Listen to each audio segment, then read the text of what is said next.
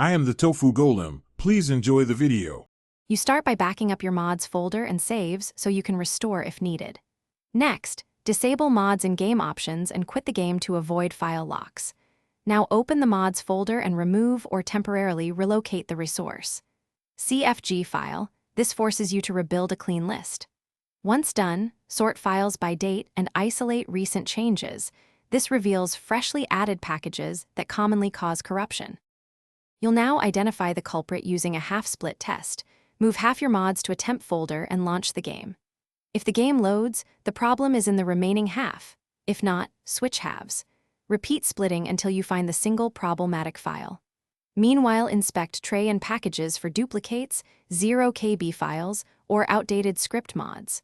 Also run a mod conflict detector to highlight incompatible versions and known broken mods. This saves time and narrows suspects. Once you identify the offending mod, delete it or replace it with the latest version from a trusted creator. Outdated scripts often break after patches. Then clear local thumb cache. Package to remove cached corruption and restart with only essential mods to confirm stability. Make sure to re-enable resource. CFG if needed. If problems persist, restore your backup and add mods back one at a time to verify each. Troubleshooting tip: if the game crashes on startup, remove script mods first. Thanks for watching.